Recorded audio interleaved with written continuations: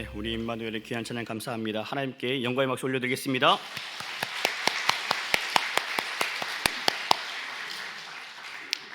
할렐루야. 오늘은 비판하지 말라는 제목으로 말씀의 은혜를 나누겠습니다. 지금까지 주셨던 산상수훈 말씀을 짧게 정리하고 넘어가겠습니다. 예수님께서 마태복음 5장 8복 말씀을 주시면서 세상의 소금과 빛으로 살라고 하셨죠. 6장에서는 구체적인 삶에 관해 말씀하십니다. 구제하고 기도하고 금식할 때 사람들 의식하지 말고 은밀한 중에 보시는 하나님을 기억하며 행하라. 그런 다음에 하나님과 물질 사이에서 염려하지 말라. 왜냐하면 하나님 아버지는 자식된 우리에게 무엇이 필요한지 가장 잘 아시기 때문이다 라고 말씀을 주셨습니다. 그리고 오늘 7장에 와서는 하나님의 자녀된 우리가 어떤 자세로 살아야 할지를 가르쳐 주시죠. 그 첫 번째 말씀으로 비판하지 말라고 말씀하십니다. 비판이라고 하는 것은 현상이나 사물의 옳고 그름을 판단하여서 잘못된 점을 지적하는 것을 의미하죠. NIV 성경에는 저지라고 쓰여 있어요. 판단이라고 되어 있습니다. 헬라어 성경에는 크리노라는 단어를 쓰고 있어요. 정죄하다, 심판하다 이런 뜻입니다. 종합하면 비판은 잘잘못을 가리는 일을 의미하죠. 비슷한 말로 비난, 비평들이 있겠습니다. 누가 잘했고 잘못했는지를 판단하기 위해서 비판하는 겁니다. 그릇된 일을 바로 잡기 위해서 비판하는 이 목적이 있는 거죠. 그러나 지적받는 입장에서 보면 어떻습니까? 비판은 그리 달갑지 않습니다. 비판받는 일을 유쾌하게 여기는 사람은 거의 없습니다. 어떤 사람이 제가 한 일을 놓고 비난하면 저도 기분이 상합니다. 물론 잘못한 일을 지적해 준 것은 고맙죠. 그러나 언짢은 마음이 드는 것은 어쩔 수 없더라고요.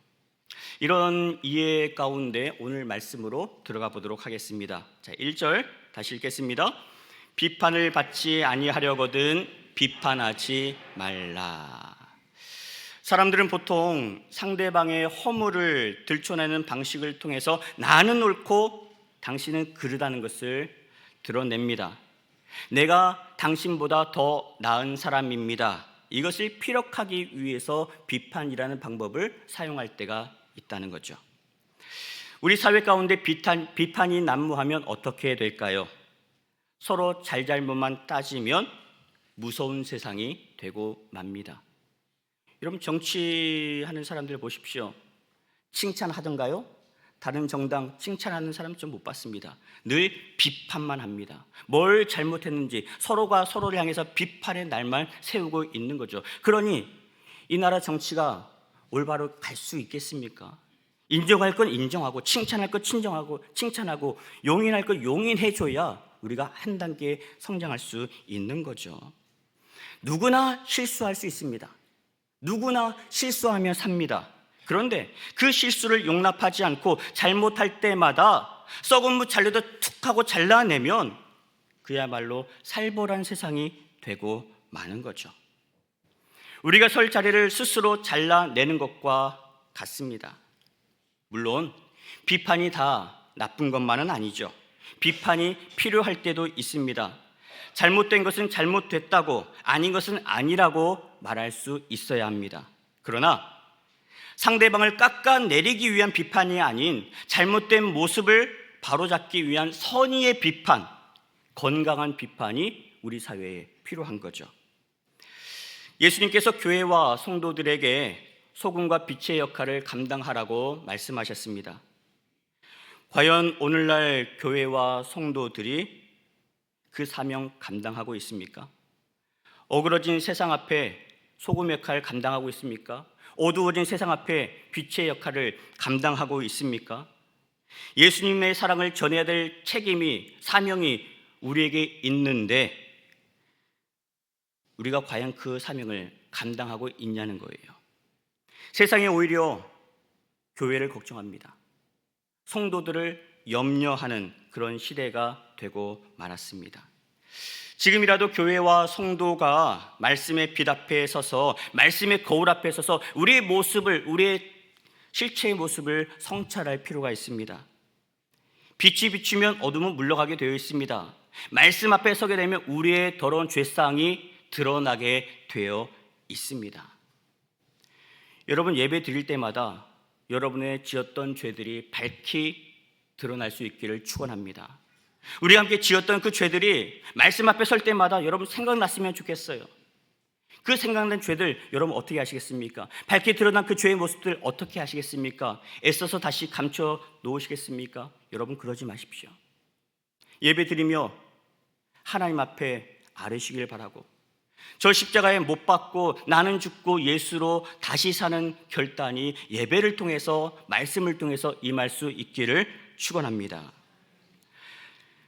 하나님 보시기에 부족한 모습이 있다면 여러분 십자가의 은혜로 씻어내시고 우리에게 보여주신 하나님의 사랑을 세상 앞에 널리 전하시기를 바랍니다. 이런 은혜가 우리 동북교회 가운데, 우리 믿음의 일꾼들 가운데 함께할 수 있기를 주님의 이름으로 축원합니다.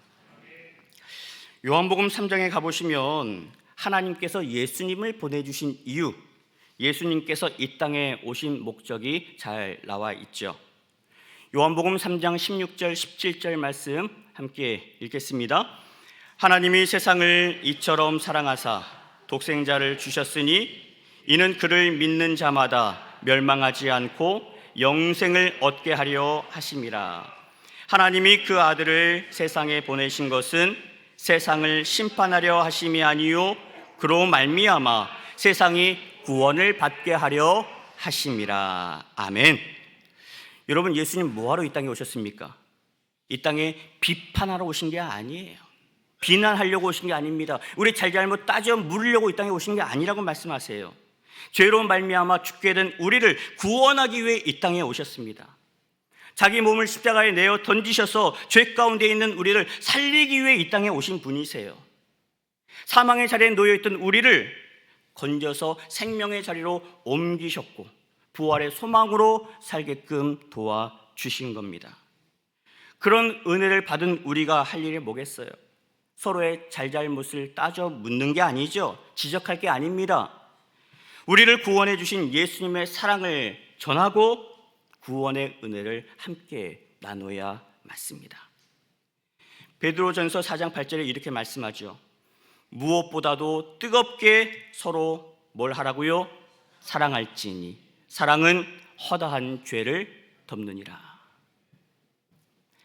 여러분, 짧은 인생 사랑하며 살기에도 부족합니다. 예수님은 비판하며 사는 우리에게 어떻게 살아야 할지 십자가의 사랑으로 몸소 보여주셨어요. 사랑하며 살라고 말씀합니다. 사랑해야 한다. 사랑해야 한다. 성경에 보시면 비판을 즐기던 부류가 등장하죠. 대표적인 사람들로 바리새인을 꼽을 수 있습니다. 이들은요, 율법을 근거로 해서 상대방을 정죄했던 사람들입니다. 서로의 잘못을 바로잡기 위해서 비판하지 않았어요. 남을 깎아내려서 나를 드러낼 목적으로 비판했던 사람들입니다. 이들은 누구보다 열심히 구제하고 기도했습니다. 일주일에 2번씩 금식하며 기도했던 사람들입니다.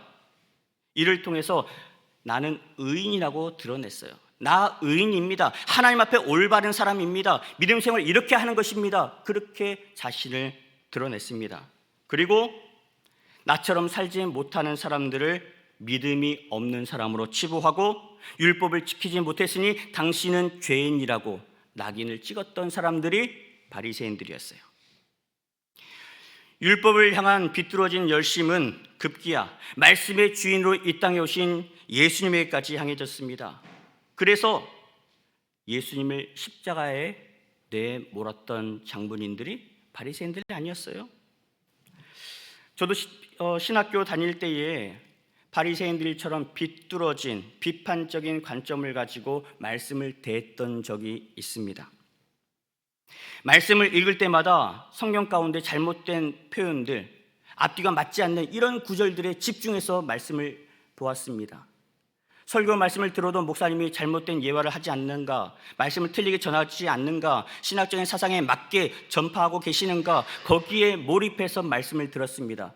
그때부터 저희가 어떤 변화가 있었냐면 말씀을 읽어도 말씀을 들어도 은혜가 저에게 오지 않았어요. 당연한 거죠. 말씀 가운데 꼬투리만 잡기에 온 마음을 쏟아 부었기 때문에 그렇습니다. 그러던 중에 비판하지 말라는 예수님의 이 말씀을 대하면서 이 말씀이 저에게 큰 울림으로 다가왔어요. 그래, 말씀을 비판으로 받는 것이 아니지, 말씀은 순종으로 받는 것이지, 말씀은 내가 가갑해서 받는 것이 아니고 따져 묻는 것이 아니고 내게 주신 하나님의 말씀으로 내가 받는 거지, 아멘으로 받는 거지, 믿음으로 받는 거지. 이걸 다시 한번 제가 깨달았습니다. 비판의 잣대로 말씀을 대하면 안 된다는 것을 제가 다시 한번 깨달았어요.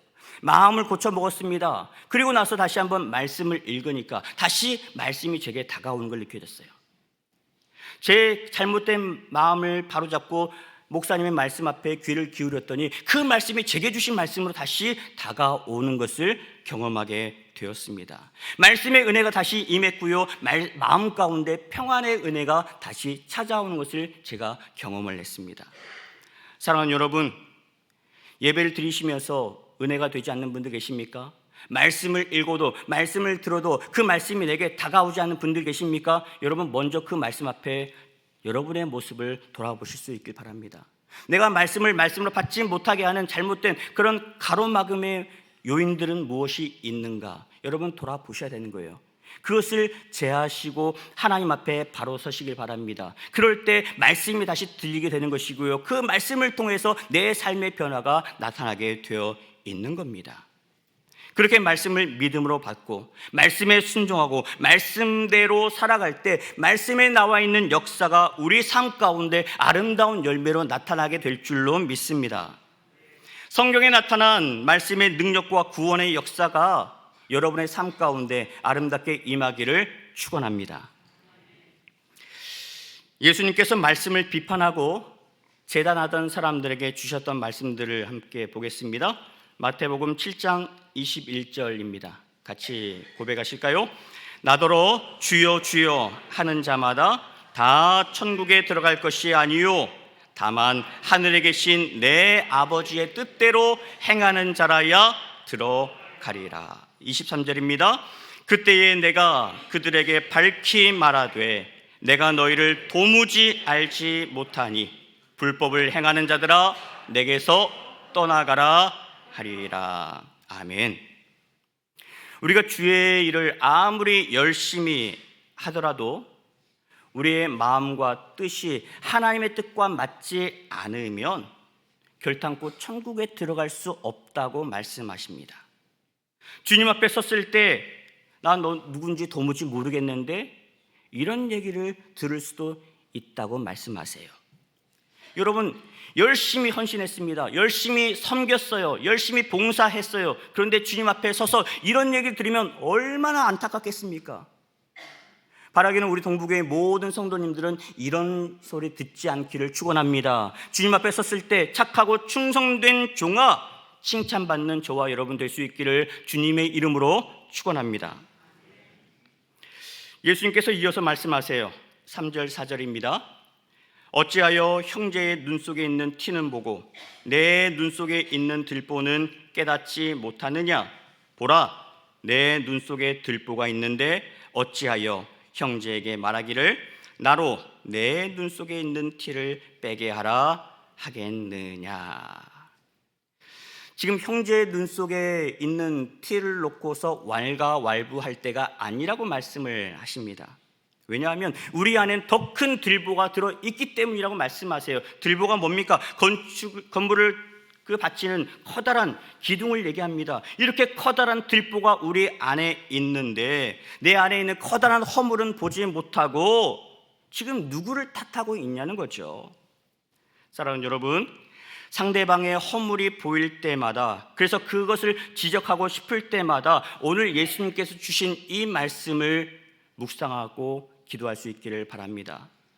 나에게도 그와 같은 허물은 없는지 돌아보시고 성찰할 수 있기를 바랍니다. 사도 바울은요, 함부로 비판하는 자들에게 이렇게 경고합니다. 로마서 2장 1절 2절 말씀입니다. 그러므로 남을 판단하는 사람아, 누구를 막론하고 내가 핑계하지 못할 것은 남을 판단하는 것으로 내가 너를 정죄함이니 판단하는 내가 같은 일을 행함이니라. 이런 일을 행하는 자에게 하나님의 심판이 진리대로 되는 줄 우리가 아노라. 다른 사람을 판단하는 일은 곧 자기 자신을 정죄하는 일이라는 것을 알라는 거죠. 그리고 다른 사람을 비난하는 그 사람에게는 하나님의 심판이 예비되어 있다는 것을 기억하라고 경고하고 있습니다. 그러면서 고린도전서 4장 4절에 이렇게 말씀합니다. 다만 나를 심판하실 이는 누구시라고요? 주시니라. 그렇습니다. 나를 판단하시고 나를 심판하시는 분은 나보다 나에 관해 더 잘 아시는, 모든 것을 아시는 주님 한 분밖에 없다는 거예요. 여러분, 다른 사람 심판해서는 안 됩니다. 나를 돌아보셔야 돼요. 그리고 나를 심판하시는 분은 오직 한 분, 예수님 뿐이라는 사실을 여러분 믿으시기를 바랍니다. 이제 비판하는 사람들에게 주시는 예수님의 해결책도 한번 보도록 하겠습니다. 자, 5절 같이 읽겠습니다. 외식하는 자여, 먼저 내 눈 속에서 들보를 빼어라. 그 후에야 밝히 보고 형제의 눈 속에서 티를 빼리라. 아멘. 굳이 형제의 잘못을 지적하고 싶다면 먼저 너의 눈 속에 있는 들보부터 빼라고 말씀합니다. 그렇지 않고 지적한다면, 비판한다면 너야말로 위선적인 사람이 될 수밖에 없다는 거죠. 이런 순서가 중요합니다. 내 눈에 있는 들보를 먼저 빼는 게 우선이 되어야 됩니다. 내 눈에 있는 편견이란 들보, 선입관이라는 들보를 빼내야만이 저 상대를 제대로 볼 수가 있는 거예요. 제대로 판단할 수 있기에 그렇습니다. 예수님은 오늘 들보에 가려져서 보아야 할 것을 보지 못하는 사람들, 하나님보다 사람만을 의식하며 살아가는 자들에게 이렇게 경고하세요. 외식하는 자여, 하나님은 안중에도 없는 자여, 먼저 내 속에서 들보를 빼내라. 선입견의 들보를 빼고 자기를 드높이고자 하는 명예의 들보를 빼고 죄의 들보를 빼내어라. 빼낸 그 자리에 말씀으로 채우라고 말씀하세요. 내 생각으로 바라보던 그 시선을 이제는 말씀을 기준으로 삼아서 말씀의 잣대로 세상을 바라보라는 거죠. 하나님의 시각으로 바라보라는 겁니다. 여러분에게는 어떤 들보가 있으십니까? 어떤 분에게는 위선이라는 들보가 있습니다. 여러분, 그걸 빼내셔야 해요. 어떤 분에게는 남을 업신 여기는 영적 교만의 들보가 있습니다. 저 사람은 믿음이 너무 작아. 여러분, 누가 누구를 판단합니까? 믿음은 우리가 판단할 역할이 아니에요. 믿음의 분량은 하나님만이 판단하시는 겁니다. 이런 영적인 교만의 들보를 빼내셔야 합니다. 또는 이 정도는 괜찮다는 식으로 내 죄를 가볍게 여기고 그럴싸하게 포장하는 것도 우리가 살피고 제거해야 할 들보들입니다. 이렇게 들보를 빼내고 하나님의 시선으로 바라보면, 믿음의 눈이 열리고 나면 그때는 형제의 허물보다 내 안에 있는 들보가 보이게 될 겁니다. 그 들보를 보고 그 들보를 빼어내면서 놀라운 변화가 일어나게 되는 거예요. 말씀으로 말미암아 변화되는 장면들을 두 곳을 보도록 하겠습니다. 먼저 요한복음 8장에 가보시면 음행하다 붙잡힌 여인의 이야기가 나오죠. 사람들이 여인을 잡아다가 놓고 돌을 집어들고 있습니다. 그리고 예수님에게 묻죠. 모세의 율법에 따르면 음행하다 잡힌 여인을 돌로 쳐 죽이라 했습니다. 그런데 선생님은 어떻게 하시겠습니까? 예수님께서 땅바닥에 뭔가를 쓰시고 말씀하십니다. 너희 중에 죄 없는 자가 먼저 돌로 치라. 그랬더니 어떤 반응이 보여집니까? 요한복음 8장 9절에 이렇게 말씀이 나옵니다. 같이 읽겠습니다. 이 말씀을 듣고 양심의 가책을 느껴 어른으로 시작하여 젊은이까지 하나씩 하나씩 나가고 오직 예수와 그 가운데 섰는 여자만 남았더라. 아멘. 여인을 돌팔매질 하려고 모였던 사람들 가운데 행동의 변화가 일어났습니다. 여러분, 이런 변화가 일어나게 된 요인이 뭐예요? 그들이 이 말씀을 듣고, 말씀을 들었더니, 말씀이 들렸더니 깨달음이 온 거죠. 여러분, 말씀에 답이 있습니다. 너희 중에 죄 없는 자가 먼저 돌로 치라는 예수님의 말씀이 저희들에게 선포되고 나니까 그 말씀을 통해서 자신을 돌아보게 된 거예요. 양심의 가책이 느껴진 겁니다. 여러분 가운데 비판하고자 하는 마음이 생길 때마다 죄 없는 자가 먼저 돌로 치라는 예수님의 말씀을 떠올릴 수 있기를 바랍니다. 말씀 앞에, 십자가 앞에 서고 나면 나의 더러운 죄가 드러나게 되어 있어요. 여러분, 죄 가운데 있는 우리가 누구를 정죄할 수 있겠습니까? 어떻게 정죄할 수 있겠습니까?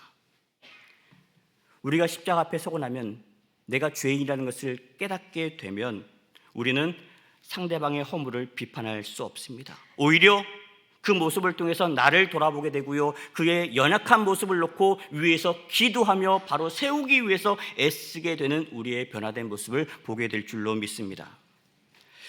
말씀으로 말미암아 변화되는 두 번째 장면, 사도행전 2장에서 볼 수 있습니다. 베드로가 오순절날 복음을 전했을 때 있었던 사건이에요. 너희가 하나님의 아들을 죽였지만 하나님께서 이를 살리셨도다. 우리가 이 일의 증인이다 라고 선포했더니 어떤 사건이 이루어집니까? 사도행전 2장 37절 같이 읽겠습니다. 그들이 이 말을 듣고 마음에 찔려 베드로와 다른 사도들에게 물어 이르되 형제들아 우리가 어찌할꼬 하거늘. 아멘. 말씀이 선포됐어요. 그리고 말씀이 저희들에게 들렸습니다. 그랬더니 찔림의 역사가 임한 거예요. 바로 그 순간 저들의 죄된 모습이 밝히 드러나면서 터져나왔습니다. 형제들아 어찌할꼬, 우리가 어찌할꼬 하거늘. 사랑하는 여러분, 말씀 앞에 설 때마다 우리에게도 이런 고백이 터져나오기를 축원합니다. 하나님 어찌하면 좋겠습니까? 제가 이렇게 극악무도한 죄를 지었는데, 하나님 보시기에 부끄러운 죄를 지었는데 하나님 저 어떻게 하면 좋겠습니까? 여러분, 예배 드릴 때마다 이 고백이 터져나오기를 바랍니다. 말씀 앞에 설 때마다, 말씀을 듣고 말씀을 읽을 때마다 이런 고백이 여러분 가운데 함께 할 수 있기를 주님의 이름으로 축원합니다. 이걸 볼 때에 믿음 생활은요, 남의 티끌을 발견하고 바라보고 지적하는 것이 아니라 내 안에 있는 죄를 바라보고 변화되어 가는 과정이라는 것을 알 수 있습니다. 말씀 앞에 서면, 십자가 앞에 서면 우리의 죄가 밝히 드러나면서 하염없이 부끄러워지게 되어 있어요. 이게 정상입니다. 이런 과정을 경험하면 예수님께서 이토록 허물 많은 우리를 십자가의 은혜로 품어 주셨는데, 그 사랑을 받은 내가 무슨 자격으로 상대방의 허물을 따지고 비판할 수 있겠습니까? 그러면서 상대방의 허물을 비판하는 내가 이제는 상대방의 장점을 살피게 될 것이고요, 칭찬하는 모습을 보이는 모습으로 바뀌는 것을 경험하게 될 겁니다. 여러분, 자녀들을 대할 때도 마찬가지입니다. 자식을 사랑하고 아낀다면 지적하고 비판하기보다 자식의 모습이 내 모습이 아닌지 먼저 돌아볼 수 있기를 바랍니다. 자식이 나의 부족한 모습을 보고 그러는 거겠지 하면서 자식을 먼저 사랑으로 끌어안고 여러분의 모습을 돌아볼 수 있기를 바랍니다. 그런 다음에 칭찬하고 격려하고 기도해 주시기 바랍니다. 부모가 칭찬하지 않으면 우리 자식들 누구에게서 칭찬받겠습니까? 부모가 인정해 주지 않는데 어디 가서 인정받겠습니까? 부모가 칭찬하고 인정하고 기도해 줄 때 우리 자녀들의 영적 자존감이 올라가게 되어 있습니다. 여러분, 영적 자존감이 올라가 있게 되면요, 문제를 만나도 흔들리지 않습니다. 우리 부모가 어려움 앞에 보여준 것처럼, 하나님 앞에 엎드려 기도하는 것처럼 우리 자녀들도 영적인 자존감 붙들고 기도하며 하나님 앞에 부르짖게 되어 있습니다. 누가 우리 자식들 비판하더라도, 지적질 하더라도요, 그것을 겸허하게 수용할 수 있는 토대가 형성되게 되는 겁니다. 이것을 통하여서 발전할 수 있는 밑거름이 될 수 있는 거죠. 이런 변화가 여러분과 여러분 자녀들 가운데 함께 할 수 있기를 축원합니다. 마지막 6절 말씀 함께 보실까요? 거룩한 것을 개에게 주지 말며 너희 진주를 돼지 앞에 던지지 말라. 그것이 그것을 발로 밟고 돌이켜 너희를 찢어 상하게 할까 염려하라. 거룩한 것과 거룩하지 못한 것을 비교해서 대조해서 말씀을 하고 계십니다. 거룩한 것, 귀한 진주를 개나 돼지에게 주지 말라. 개나 돼지에게 그것을 준다 한들 저들이 그 가치를 알겠느냐라고 하는 거죠. 여기서 우리가 생각할 부분이 하나 있습니다. 유대인들은 자기들만 거룩하다라고 생각을 했어요. 자기들을 제외한 다른 사람들, 이방인들은요, 거룩하지 못한 존재라고 여겼습니다. 그래서 이방인을 개나 돼지로 여겼던 거죠. 그런데 예수님은 그렇지 않다고 말씀하십니다. 하나님 말씀을 제 멋대로 해석하는 너희야말로 거룩하게 여겨야 할 이웃들, 사랑해야 될 이웃을 사랑하지 않고 비판의 대상으로 여기는 너희야말로 잘못됐다고 말씀하고 계시는 거죠. 하나님께서 선물로 주신 율법이 너희를 온전케 하는 것이 아니라 율법을 지킨다며 행했던 너희의 잘못된 열심이, 삐뚤어진 열심이 오히려 너희를 좀먹고 찢어 상하게 할 뿐이라고 말씀하고 계십니다. 사랑하는 여러분, 서로의 잘못을 지적하고 비판하는 문화가 만연한 세상 속에서 저들처럼 동조되지 마십시오. 먼저 내 안에 있는 들보를 먼저 바라보시길 바랍니다. 교만의 들보, 아집의 들보, 위선의 들보, 욕심의 들보를 빼내시고 예수님께서 가르쳐 주신 사랑으로 채워가시기를 축원합니다. 세상을 움직이고 사람을 바꾸는 힘은요, 비판에서 오지 않습니다. 비판한다고 상황이 나아지지 않습니다. 예수님처럼 죽어가는 영혼을 안타까워하는 마음을 가지고, 긍휼히 여기는 마음을 가지고, 저들이 정말 잘 되기를 바라는 마음으로 그들을 위해서 품어주고 용인해주고 인정해주고 격려해주고 칭찬해주는 그 모습을 통해서 저들의 삶이 바뀌어지는 것이고요, 세상이 변화되는 겁니다. 여러분, 우리가 하는 게 아니에요. 우리는 저들을 품고 사랑해주고 존중해주고 섬겼을 뿐입니다. 그를 통해서, 우리를 통해 하나님의 사랑이 저들에게 흘러가는 거예요. 하나님께서 저들을 바꿔주시고 하나님께서 세상을 변화시켜 주실 줄 믿습니다. 이번 한 주 여러분 모두가 예수님의 십자가 사랑에 녹아들어서 예수님께서 보여주신 마음으로 서로를 품고 인정하고 용납하면서 사랑하면서 하나님의 나라를 아름답게 열어가기로 다짐하는 우리 동부교회 모든 성도들 될 수 있기를 예수 그리스도의 이름으로 축원합니다. 오늘 시선이라는 찬양을 준비를 했습니다. 우리가 바라보는 시선, 우리 세상의 시선이 아니고 하나님의 관점으로, 하나님의 시선으로 우리 세상을 바라볼 때 어떤 일들이 일어나는지 우리 함께 찬양으로 돌아보고 결단하는 시간 갖도록 하겠습니다.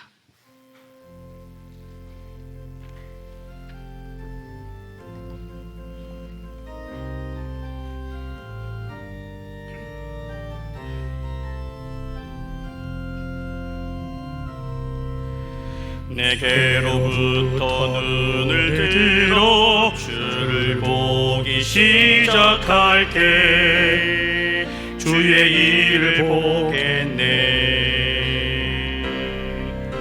내 작은 마음 돌이키사 하늘의 꿈 꾸게 하네. 주님을 볼 때 모든 시선을 주님께 드리고 살아계 느낄 때 내 삶은 주의 역사가 되고 하나님이 일하기 시작하네. 성령이 나를 변화시켜 성령이 나를 변화시켜 모든 두려움 사라질 때 주의 일을 보게 될 것입니다. 주의 일을 보겠네. 황폐한 땅 한가운데서 주님 마음 알게 되니 주님을 볼 때 모든 시선을 주님께 드리고